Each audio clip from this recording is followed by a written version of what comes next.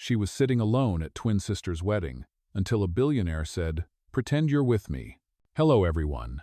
Before we begin today's story, I have a small favor to ask. Please hit subscribe and turn on the notification bell so you never miss our channel's new videos. It is quick, free, and the best way to support us in bringing you more dramatic stories. Your support means the world to us. Where are you watching from? Drop your city or country in the comments below. Thank you very much. Now, let us return to our main character. The ballroom glowed with golden chandeliers, music swelling as the bride and groom swirled across the polished dance floor. Glasses clinked, laughter floated like confetti, and every camera flash seemed to chase the perfect smile of Elena's twin sister. She was radiant, wrapped in luxury and adoration. But in the far corner of the room, Elena sat alone at a table meant for 8, her sequined red dress catching the light but not the attention of anyone nearby. The empty chairs around her seemed louder than the orchestra. Every relative who walked by gave her that look, the one laced with pity and whispers. She is 26, still single. She lost her job. She will never catch up to her twin. Their words never left their lips, but she heard them just the same.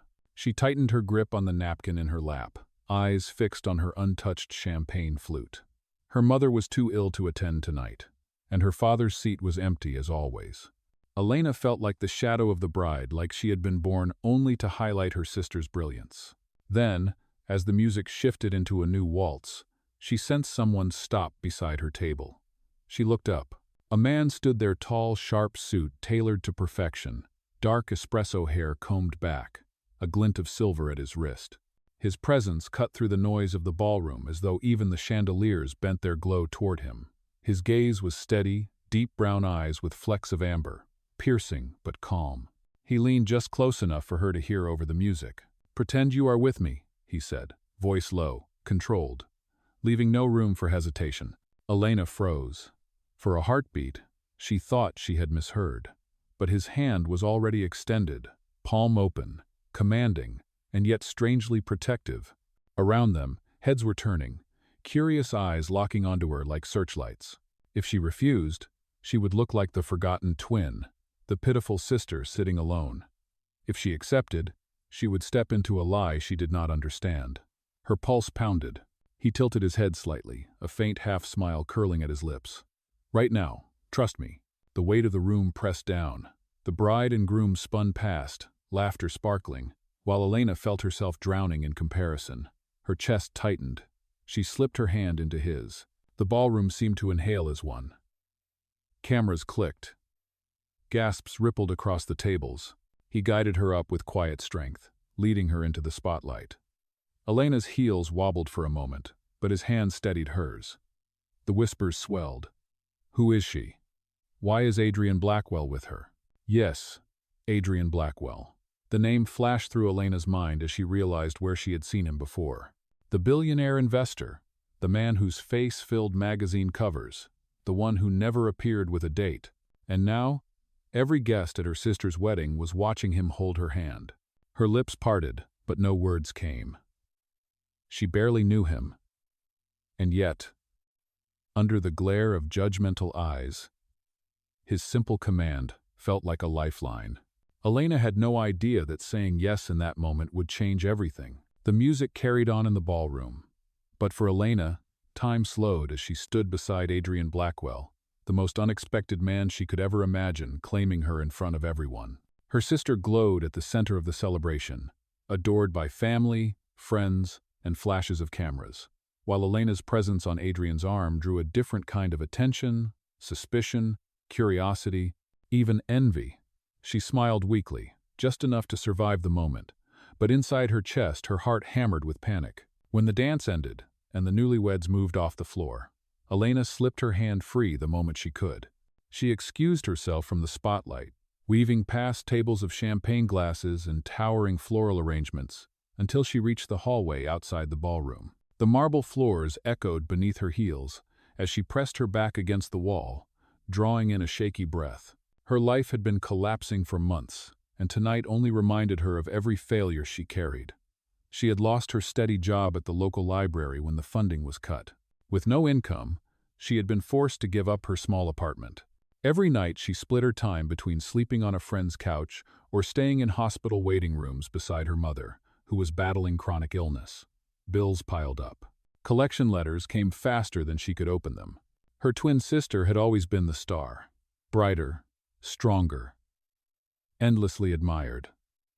Elena, on the other hand, was the quiet one, the afterthought, the shadow trailing behind. Even as children, the comparison was relentless. Tonight, watching her sister marry into wealth and power, the contrast was sharper than ever.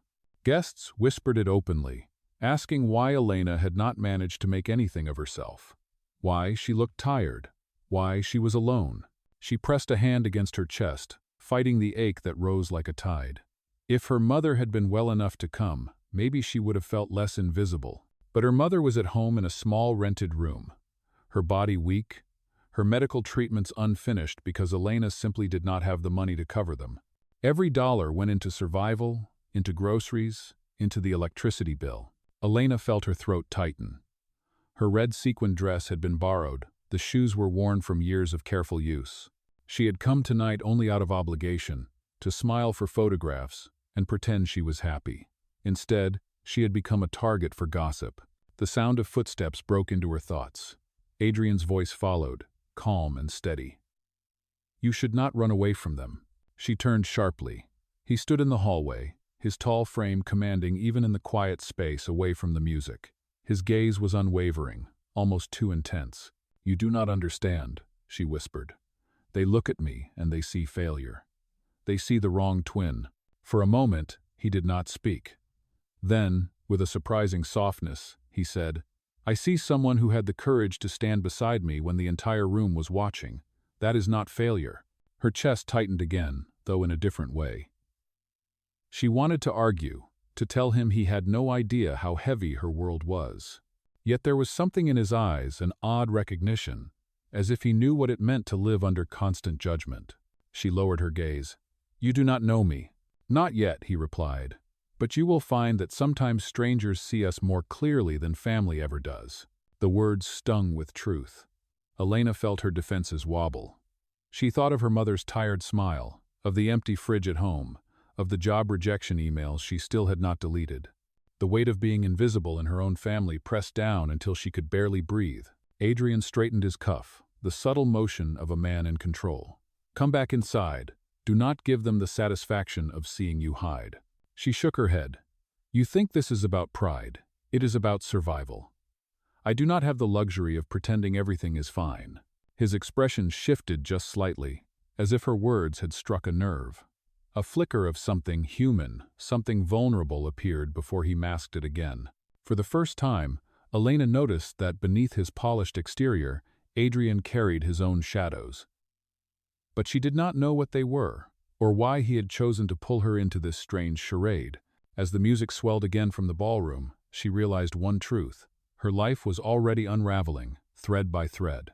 And whether she wanted it or not, Adrian Blackwell had just stepped into the center of it. She did not yet understand how dangerous, or how life-changing, that would become. Elena did not see Adrian again until the following afternoon. She had left the wedding early, slipping out before the last song was played, before her sister threw the bouquet into the crowd. She had walked home alone, clutching her small purse, pretending the sting of whispers did not cut as deeply as they did.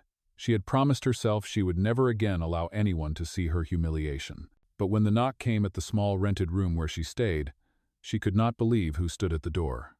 Adrian Blackwell. He looked entirely out of place, his tailored suit and calm authority filling the shabby doorway. "May I come in?" His tone was even, not demanding, but it was clear he was not accustomed to being refused. Elena froze. "Why are you here?" He stepped inside without waiting for permission. His eyes swept over the cracked linoleum, the worn furniture, the stack of unpaid bills on the table. Nothing in his face betrayed judgment, but she felt it anyway. "I came," he said simply, "because I have an offer for you." Her chest tightened. "I do not need your charity." "This is not charity," Adrian replied. He sat down at the small table, as if he had done this 1,000 times before in boardrooms across the world. He reached into his jacket and slid a thin envelope across to her. "This is a contract. Read it." Her hands trembled as she opened the envelope. Inside was a single page, typed with precise language. She scanned the lines, her pulse rising with each word. "You will act as the official fiancé of Adrian Blackwell for 30 days. You will attend 5 public events with him. You will present yourself as his chosen partner to family and press. No intimacy is required. No personal obligations beyond the terms. In return, you will receive compensation and assistance with living arrangements during the duration of the agreement." She dropped the page back onto the table as though it burned. "This is absurd." "It is necessary," Adrian said calmly. "The board of my company is pressing me to present stability. They expect me to settle down, to prove I am not a risk to the empire I built. I have refused for years. But last night, when you stood beside me, I realized something. You silenced a room full of doubters without saying a word." Elena shook her head. "You do not even know me." His gaze sharpened. "You are right. But that may be an advantage. You are not chasing me. You are not interested in my wealth or power. That makes you believable. And that makes you exactly what I need." She laughed bitterly. "Believable? I am barely surviving.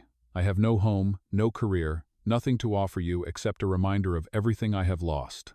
He leaned forward, folding his hands on the table. "That is precisely why you should consider this. Because in return, you will not only survive, you will rebuild. I can give you a place to live, stability, even training within my foundation if you choose. But more than that, I can give you something no one in that wedding hall gave you last night. Respect." The word sliced through her. Respect. It was what she had been craving all her life, what she had never been given as the lesser twin. Her voice was small. "What happens after 30 days? "After 30 days, Adrian said evenly. "The contract ends. We go our separate ways. The board will be satisfied. And your life will be different, better." Elena's eyes fell to the page again.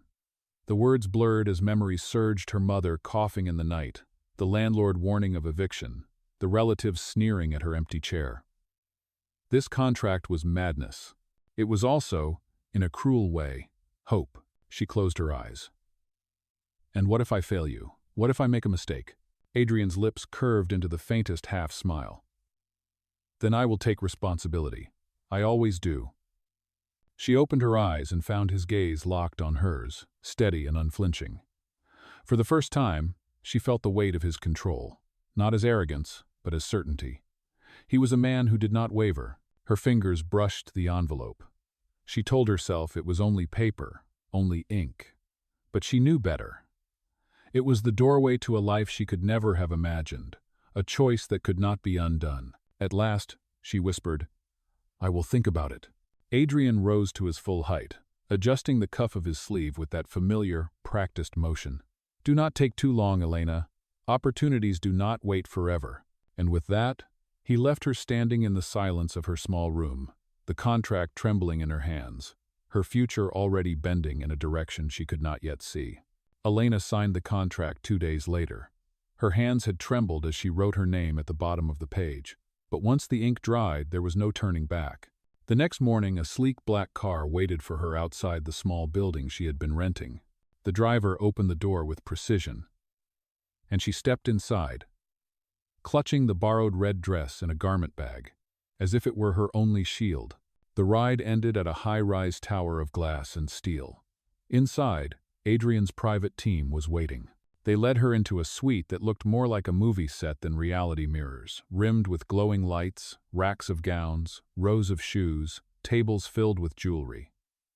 The scent of expensive perfume filled the air. A stylist circled her like a hawk, adjusting her hair, pinning it back, then letting it fall again. A makeup artist studied her face as though she were clay to be sculpted. "You have a strong bone structure," the woman said. "We will enhance it, not hide it." Elena sat still, hardly recognizing the reflection staring back at her. Her plain brown eyeshadow was replaced with subtle shimmer, her lashes fanned out, her lips brushed in rows. Her hair, normally pulled into a practical knot, now fell in waves that shimmered beneath the lights. The borrowed dress was replaced with gowns that fit perfectly, every seam stitched to flatter her figure. When Adrian arrived, his expression gave away nothing. but his pause at the door told Elena he had noticed. He adjusted his cuff as always, the motion calm and deliberate. "At least you are presentable," he said. But there was a flicker of something in his gaze, something softer than judgment. The next few days became a blur of lessons.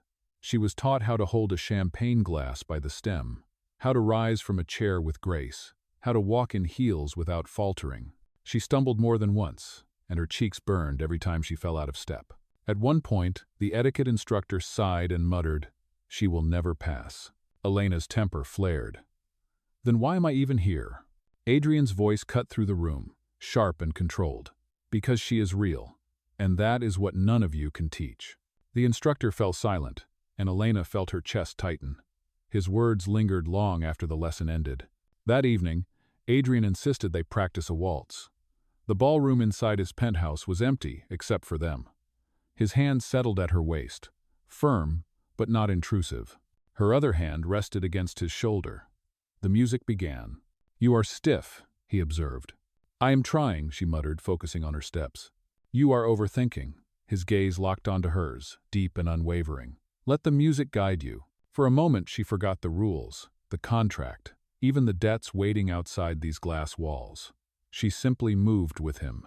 When she stumbled, his grip steadied her, and the faint curve of his lips appeared again, that half-smile that both unsettled and reassured her. By the time the song ended, her pulse was racing faster than the rhythm. She stepped back quickly, dropping her hand. "I will embarrass you." Adrian shook his head. "No, you will surprise them." The words echoed in her mind as the first event loomed closer. The gala was only days away, and she would be stepping into a world she had never known. She would wear diamonds that were not hers, smile for cameras she had never faced, and stand beside a man who commanded every room he entered. As she stared at the city lights from the penthouse window that night, Elena realized she had crossed a threshold. She was no longer invisible, no longer just the forgotten twin. She was about to become the woman on Adrian Blackwell's arm. What she did not yet understand was that the role would demand more than borrowed gowns and painted lips. It would demand her courage, her heart, and perhaps even her soul. The night of the gala arrived with the weight of 1,000 unspoken expectations. Elena had been dressed in a midnight blue gown chosen by Adrian's team, its neckline elegant but not daring, its fabric shimmering like the surface of a calm lake. A diamond bracelet clasped around her wrist, a loan from his family's private jeweler, glittered under the light. As she stood at the base of the sweeping staircase that led into the grand ballroom, Elena's breath caught in her throat. Flashbulbs burst like fireworks beyond the doors, the hum of reporters filling the air. Adrian adjusted his cuff, glanced at her once, and said in a voice low enough for only her to hear, "Do not falter. Walk with me, as if you have always belonged." She swallowed hard. "And if I cannot?" His lips curved into that familiar, restrained half-smile. "Then they will never know, because I will not let them." The doors opened. The crowd surged forward, cameras flashing, questions shouted like arrows. Adrian stepped forward, tall and commanding, his hands steady at Elena's waist. She followed, every muscle trembling beneath the glittering gown, every heartbeat echoing in her ears. "Mr. Blackwell, is this your fiancé?" one reporter called. Adrian did not pause. He simply glanced down at Elena, his eyes burning with calm intensity. "Yes," he said, voice even, unshakable. "This is Elena." The words crashed over her like thunder. For the first time, she was not just the forgotten twin or the struggling daughter. She was someone's choice. Someone's declaration. The cameras flashed brighter. Inside the ballroom, chandeliers bathed the crowd in golden light. Guests turned to watch as Adrian guided her across the floor. The air was thick with curiosity, envy, and doubt. Every gaze seemed to weigh her down. She clutched her champagne flute so tightly her knuckles turned white. A woman in a silver gown leaned toward another guest and whispered, "Not quietly enough. She is nothing like the women he usually entertains. She will not last." Elena's cheeks flushed. She lowered her eyes, wishing she could vanish. But then Adrian leaned slightly closer, his voice a steady anchor. "Ignore them. Look only at me." She lifted her gaze. His expression was unreadable, yet his presence steadied her. For the first time that evening, she inhaled without shaking. The orchestra shifted into a slow waltz. Adrian extended his hand, and Elena placed hers in his. Together they stepped onto the dance floor, the crowd parting to watch. Every step felt like a test, every turn a measure of whether she was worthy of standing beside him. Halfway through the dance, a reporter called out again, breaking the hush.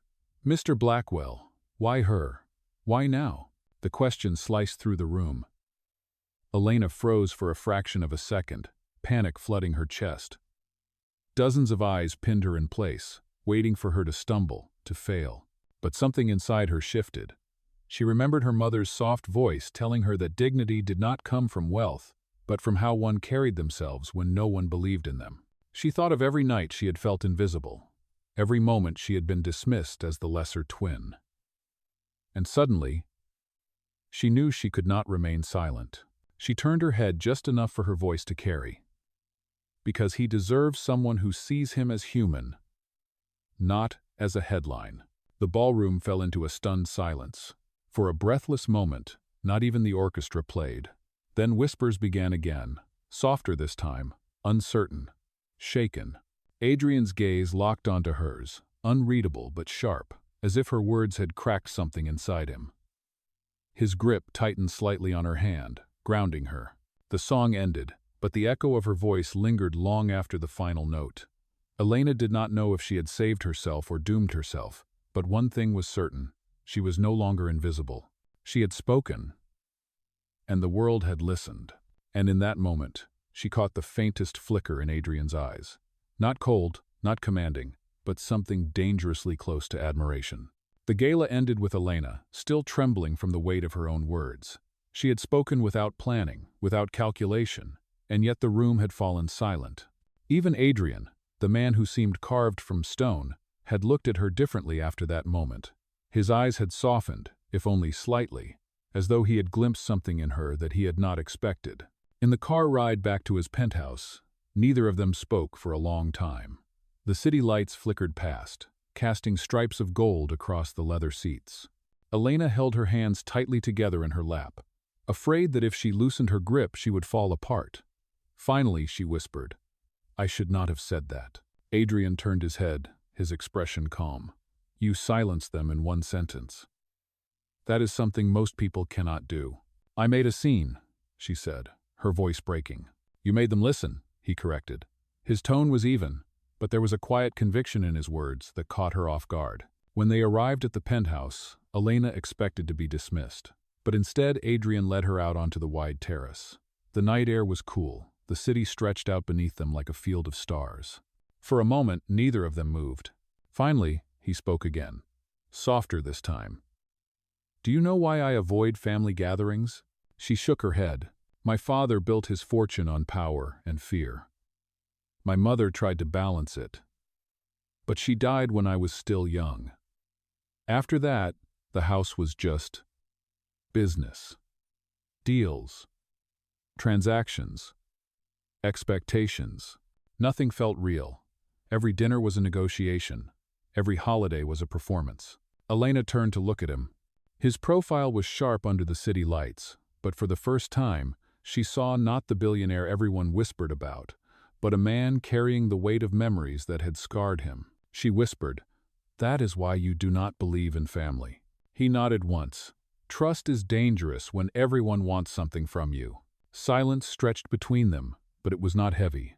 It was fragile, like glass, a space where both of them stood unmasked for the first time. Elena thought of her own mother, frail but smiling, holding on to hope even when the world gave her none.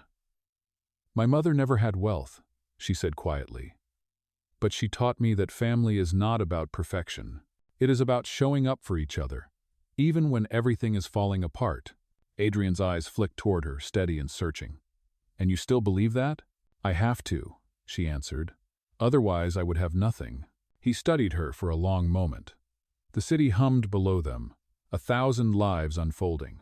But up on that terrace, it felt like only two existed. His lips curved into that faint half-smile, the one that was never fully visible, but always intentional. "You are not what I expected, Elena." Her breath caught. She had no idea what he meant, but the way he said her name made her heart race.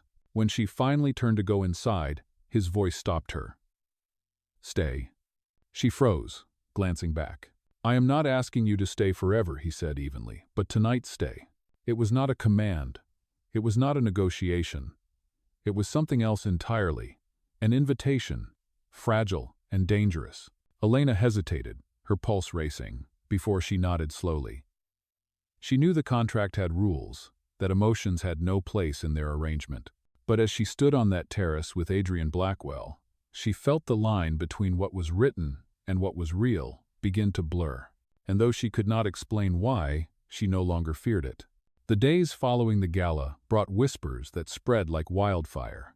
Newspapers printed Elena's picture beside Adrian, captions asking who she was, speculation about the sudden appearance of a fiancé.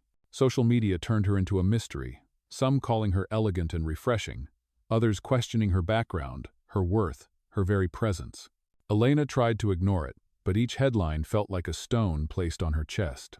She went through the motions of the contract, standing at Adrian's side in boardrooms and charity dinners, smiling when required, keeping her posture perfect. Yet no matter how carefully she moved, doubt shadowed every step. One evening, while waiting in the penthouse lobby, she caught sight of two executives whispering. "She is clearly a gold digger," one muttered. "She will vanish the moment she gets what she wants." Elena's stomach twisted. She turned away before they noticed her, but the words clung like smoke. Later that night, Adrian found her sitting alone on the terrace, the city lights stretching endlessly below. She did not hear him approach until he spoke. "You should not listen to them," he said. She forced a smile, brittle and thin. "It is difficult not to when everyone seems to agree." He studied her for a moment, his gaze steady, before replying, "Their words do not define you, but I can see that you are starting to let them." Elena's chest ached. "I do not belong in your world, Adrian. I stumble in heels. I forget which fork to use. I wear gowns that do not even feel like mine. How long until you realize I am not enough?" For a long pause, he did not answer. Then, in a low voice, he said, "I chose you, because you are not like them. But if you cannot see your own worth, no one else will." His words struck deep, but they did not erase the ache. That ache grew sharper when the next morning brought the storm. A headline screamed across every business page. "Blackwell engagement exposed as a hoax?" The article claimed insider knowledge, insisting the relationship was fabricated, that Elena was a desperate woman hired to play a part. It included grainy photos of her old apartment building, speculation about her job loss, even commentary about her sick mother. The humiliation was merciless. By afternoon, her phone was buzzing with reporters, neighbors knocking at her mother's door, distant relatives calling to demand answers. Elena confronted Adrian in his office, her voice shaking. "Did you know this was coming? Did you know they would dig until there was nothing left of me?" His jaw tightened, but he did not flinch. "I knew they would try. I did not know they would go this far." Her eyes burned. "And what happens now? What happens when they destroy me to get to you?" For the first time, his calm expression cracked. "Then I will fight them." But Elena shook her head, tears threatening to spill. "You cannot fight what is already broken." She turned and walked out, her heart shattering with every step, convinced that no matter what the contract promised, her place beside Adrian Blackwell was nothing more than a fragile illusion. The scandal spread faster than wildfire. By the next morning, Elena's name was plastered across every headline, her photograph printed beside words like fraud, deception, and gold digger. Strangers who had never spoken to her suddenly decided they knew her story. Reporters camped outside the hospital where her mother was treated, shoving microphones toward anyone who might speak her name. Elena shut herself inside her small room, shaking with shame. The contract had promised exposure, but not this kind. She had agreed to pretend for 30 days, but she had not agreed to be stripped of her dignity. Meanwhile, across town, Adrian faced the board of directors. The room was lined with polished wood and sharper voices, every executive leaning forward like predators smelling blood. "This stunt is reckless," one declared. "Our investors demand stability. You have brought us scandal." Another added, "End this engagement immediately. If she is truly nothing more than a hired woman, then cut the ties before our reputation collapses." Adrian stood at the head of the table, his hands resting calmly on the surface, his gaze sweeping across them with unflinching steadiness. You want stability? You want loyalty? Then understand this. I will not sacrifice someone innocent to protect your comfort. The room erupted with protest, but Adrian raised his voice above it. Yes, Elena was hired under contract. Yes, it began as an arrangement, but what you refuse to see is that she is not a liability. She is the only person who has stood beside me without demanding anything in return. Silence followed. The executives exchanged uneasy glances, but Adrian did not waver. He removed the contract from his briefcase and tore it clean in two. The sound echoed through the boardroom like thunder. "This is no longer business," he said, his voice firm. "This is my choice." That afternoon, as Elena prepared to disappear from the penthouse and return to the shadows of her old life, the door opened. Adrian stood there, holding the torn remains of the contract in one hand and something far smaller in the other. He walked to her, his eyes steady, deeper than she had ever seen. "I am done pretending," he said softly. "Not for the board, not for the press, not even for myself. I want you without rules, without conditions." Then, slowly, he opened his palm. Resting there was the same diamond ring he had given her at the start as a prop. Only now, it was no longer an act. "Elena," he said, his voice breaking through every wall around her heart, "will you choose me? Not because of a contract, but because of us?" Elena stared at the ring in Adrian's hand, her breath caught in her chest. The same stone that once symbolized a lie now shimmered with a new meaning. She felt the walls of doubt rise inside her, the echoes of every cruel headline, every whispered judgment. But when she looked into Adrian's eyes, steady and unwavering, she saw something she had never seen before: truth. Tears blurred her vision as she whispered, "Why me?" "Because with you," Adrian said, his voice low but certain. "I am not Adrian Blackwell, the billionaire. I am simply a man who finally understands what it means to be seen. You are not a contract. You are my choice." Her hands trembled as she reached for his. The moment her fingers touched the ring, the weight of humiliation and fear seemed to fall away. She nodded, unable to speak, and he slipped the band onto her finger. The diamond caught the light, dazzling brighter than the chandeliers above them. The weeks that followed proved the headlines wrong. Adrian did not step back. Instead, he stood beside Elena at every event, his hand firmly holding hers, his gaze making it clear to the world that their bond was no longer an arrangement but a commitment. Slowly, the whispers changed. Where there had been doubt, there was respect. Where there had been ridicule, there was admiration. Their wedding was not the lavish spectacle society expected. It was small, intimate, and filled with warmth. Elena's mother, frail but smiling, watched from the front row. Her twin sister clasped her hand and whispered, "You are no longer in my shadow. You are shining in your own light." As Adrian slid the ring onto her finger a second time, Elena's heart overflowed. The circle was complete. The ring that once belonged to a false promise now bound them in truth. When the vows were spoken, Adrian leaned close and said softly, "The best contract we ever signed was love itself." And for the first time, Elena believed that her story was no longer written in whispers of comparison or pity, but in the undeniable strength of a love that was real.